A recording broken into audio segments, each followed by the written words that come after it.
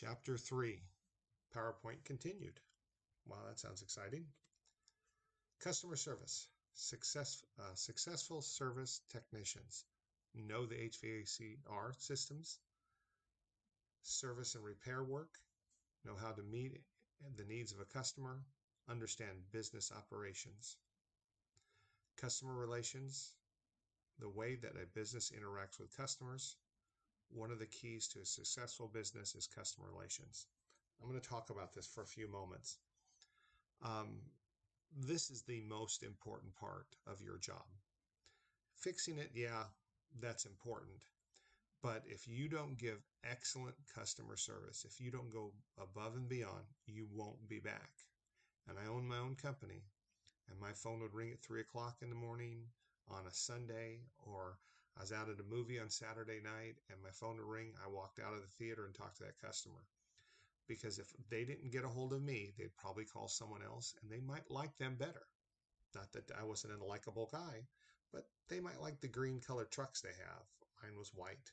They might like the fact that their kids go to the same school. I don't know.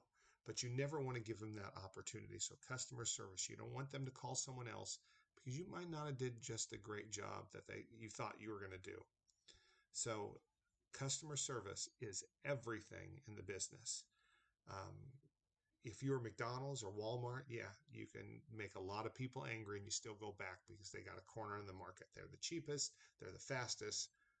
Why go anywhere else? Well, they don't do that in the HVAC or air conditioning heating industry. They go somewhere else. So that's real important.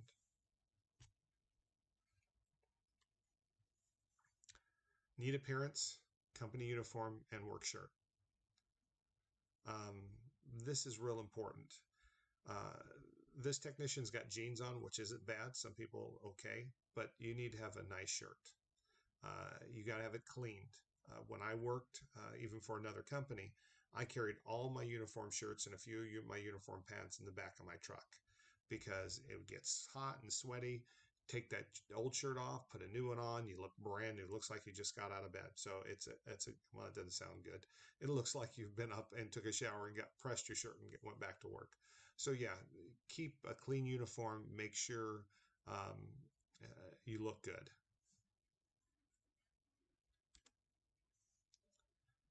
Conduct, arrive on time. Unless you're working weekends or you're deceiving your dispatcher, you don't have to make your schedule. But if you're supposed to be somewhere at that time, get there early. There's a few times you get there early and they go, oh, I'm expecting you later, I'm not ready. That's fine. You can hang out in their truck and wait for them. But if you get there late, it doesn't matter if it's 5 minutes late or 5 hours late. They think of late as being the same and they exaggerate. So when their friend asks them, well, how'd you like that new technician? Oh, he was late. Was he real late? Oh, yeah, he was really late. When you're there 5 minutes late, get there on time or earlier. There's no other exceptions for that. Display good work habits. One of the most important things that you can do is when you walk to the door, now your company you work for might be different, but when you walk to the door, you should have some tools with you, a small bag of tools and your gauges. I carried a bucket and my gauges fit, so I walked to the door. Two things happen. One, they know who you are. You don't want to walk up to the door and they go, well, who are you? Because they expect to see a technician with tools. Usually these little red tool boxes. Well, I like buckets because they're nice to sit on. When you're in front of a unit, you get balance so you don't touch electrical that you're not supposed to touch when it's high voltage.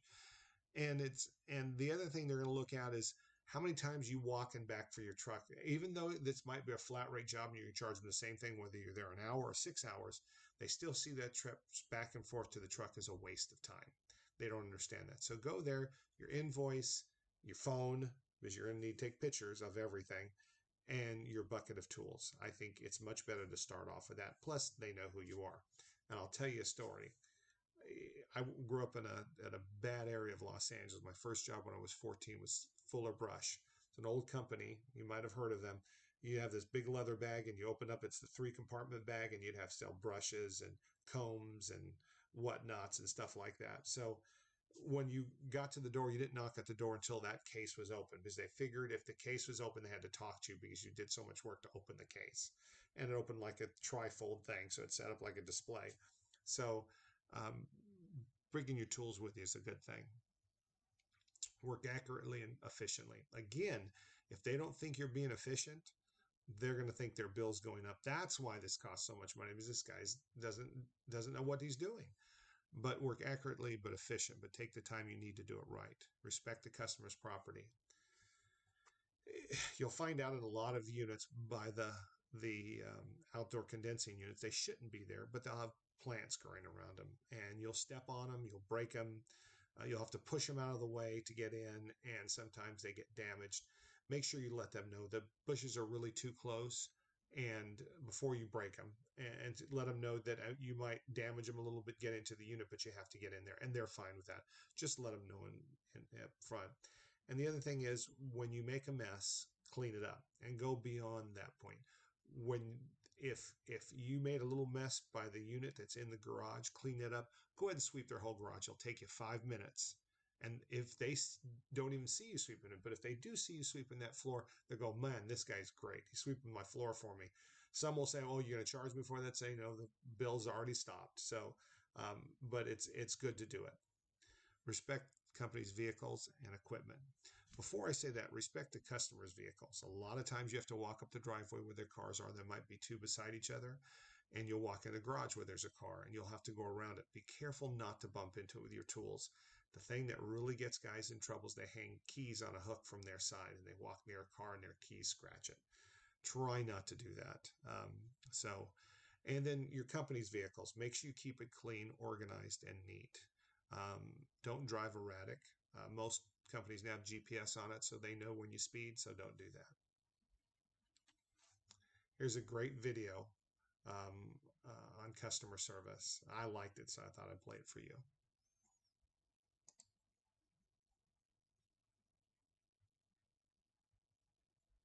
Hi, thanks for joining us. Today we're answering the question, what is customer service and why is it important?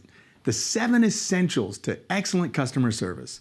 I'm David Brownlee, president of David Brownlee & Associates and founder of smallbusinesstrainingprogram.com and the 7 secrets to $1 million business.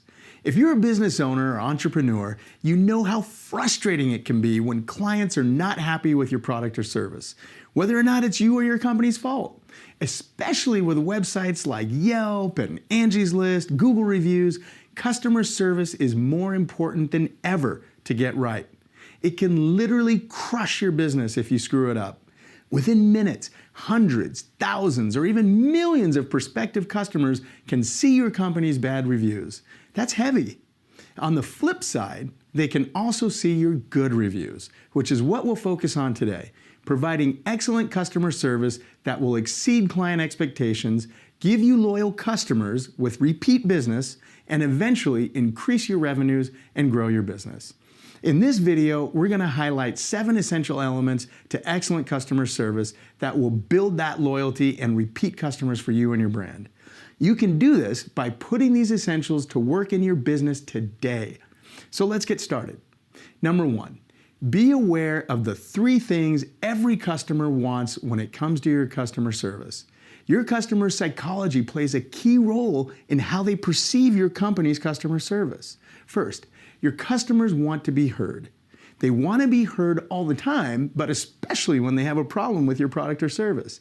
When they express their concerns or desires, make sure you and your employees understand this. For example, if you have a customer that's just heated and steaming mad, just let them vent. A lot of times, that's all the client needs. They'll get it out of their system and they'll love you again just for listening to them. It's amazing. Second, your customers want to be understood. Make sure that you or your staff ask questions and repeat and confirm your customers' concerns or needs. Your company needs to fully understand your customer's situation. A lot of times, miscommunication takes place and your staff is working to solve a problem that is totally off the mark and not addressing the issues your client actually has. So you can see this is extremely important. Number 3, your client wants to be cared for. They need to feel important.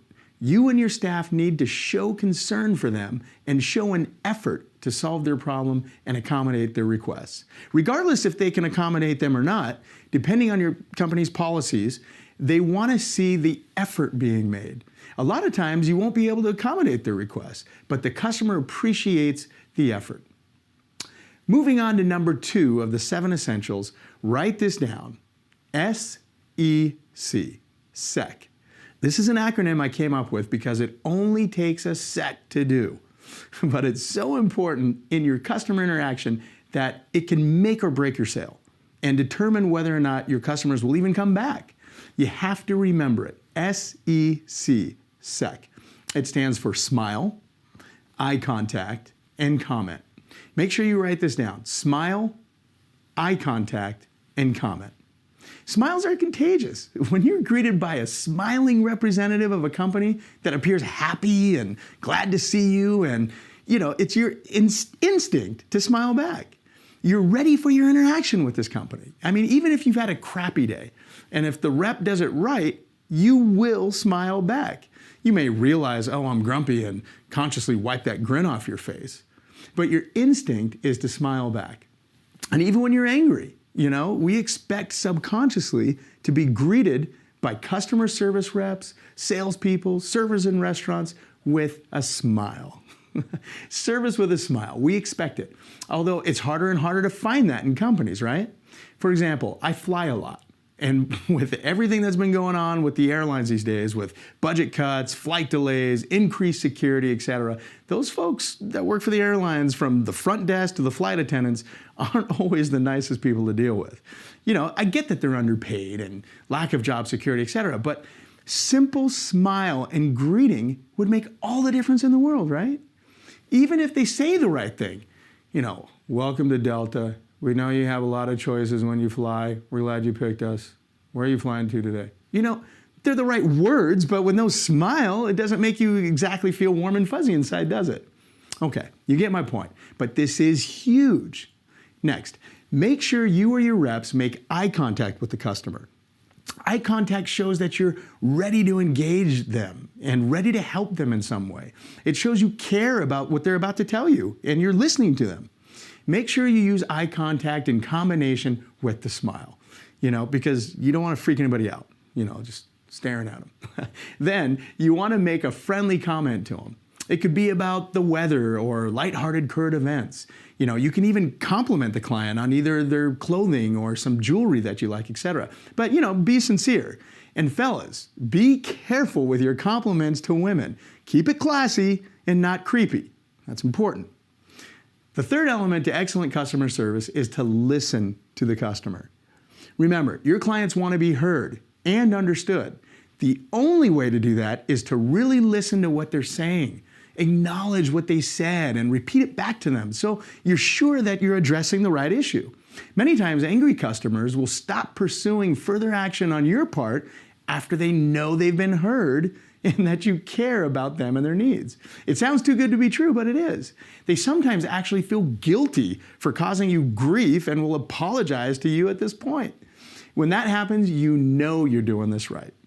Fourth, the fourth thing is to empathize with your customers that when they're having issues. Really listen to what they're telling you and then confirm you understand what the issue is. Tell them, I understand how you feel. I understand where you're coming from. Whether they're right or wrong, this will usually allow them to let down their guard a bit and calm down if they're really angry or dissatisfied. Even if you ultimately cannot deliver the exact outcome they're looking for, by empathizing with them and their problem, they're more likely to accept a more reasonable solution. And that's best for everybody involved. Fifth, create solutions for your clients' issues and complaints. Consult your company policies, invoices, take a look at the customer's history. Whatever you need to do to come up with a solution for them. A lot of times you have to get creative and do things that you may not have thought of before. If a client is so dissatisfied with your company's product or service that the only remedy is to give a full refund, it will most likely be in your best interest just to do it. I'm not saying you want to lose money on a regular basis, but hopefully this occurrence is rare, right? And if it's not, you need to make some serious changes in your organization. You may need to hire a customer service training company to come into your organization and turn it around. In fact, a lot of companies turn to us, David Brownlee and Associates, for customer service training when they don't have an adequate customer service training program in place. Now, when you hire us, we will come in, we'll assess your situation, and custom tailor a solution for your business. This is extremely important. Sixth, clarify the situation with the client. You need to make sure that the customer is 100% satisfied once their issue has been resolved. Review the remedy with them. Then again, gain agreement that the remedy is sufficient. You don't want to provide a solution for a client bending over backwards, for them thinking they're happy and then find out later through Yelp or Better Business Bureau that the client actually was not satisfied with your solution. So clarifying the remedy for your client situation will save you a lot of grief. And finally, 7, follow up with all your customers. You want to make sure each of your customers had a great experience with your company. Your brand's reputation depends on it and can affect future business. So even though more companies are starting to follow up with clients after the sale, still most companies do not. It doesn't matter what industry you're in. They're missing out on referral business, repeat customers, and positive reviews. You can follow up with a simple phone call, asking them 1 or 2 questions about their experience. That alone will send your customers through the roof with excitement. I mean, they'll realize, hey, this company actually cares about me. One of the 3 crucial psychological elements is that your customers need to feel cared for, like we talked about earlier. Or you can send an email to them thanking them for their business. It's easy to put a survey in there too, but if they were dissatisfied with your company, it may be too late to save the relationship. So if you do a survey, follow up with any clients that were dissatisfied immediately. It's less personal than a phone call, but if you've got a lot of customers and then it may make better sense for you to follow up with emails. But I always suggest following up with clients with what's called a drip campaign via email after the sale anyway. A drip campaign is an email they receive from you offering coupons, discounts, invites to special events, and company news. So you want to stay in the minds of your past clients. For example, your drip campaign emails can go out once a week. They can go out once a month or even once a quarter. Offer them something of value or interest, and if you provided them with excellent customer service, they'll buy from you again. And then they'll tell their friends and their family and their coworkers to buy from you too. You can set up drip campaigns very easily now with bulk email providers like Constant Contact, iContact, MailChimp, and others. They work pretty much the same way. Explore which companies you like best. For more great strategies on marketing, watch my video, 4 Essentials on How to Market a Company. So let's recap what customer service is and the 7 essentials to providing excellent customer service. This will increase your customer loyalty and get you more repeat business and referrals. 1, be aware of the 3 things every customer wants: to be heard, to be understood, and to be cared for. 2, memorize the acronym SEC, S-E-C, which stands for Smile, Eye Contact, and Comment. If you take away one thing from this training video, this is it. Very important. And 3, listen to your customers. Your clients want to be heard and understood. 4, empathize with your customers. Confirm that you understand what they're feeling. 5, create solutions for your clients' issues and complaints. 6, clarify the situation with the client. Make sure your client is 100% satisfied with your remedy to their problems that they had with your company. And 7, follow up with all your customers with phone calls, emails, surveys, or drip campaigns. I truly hope you got great value out of this video and learned something today to help you gain customer loyalty, referrals, and great online reviews. Please leave a comment below and I will personally be answering any questions you may have. For more information on how to achieve customer service excellence and grow your business, visit www.smallbusinesstrainingprogram.com. For personal coaching or customer service training for your organization, visit www.davidbrownlee.com. Thanks again for joining us. I'm David Brownlee, and we'll see you next time.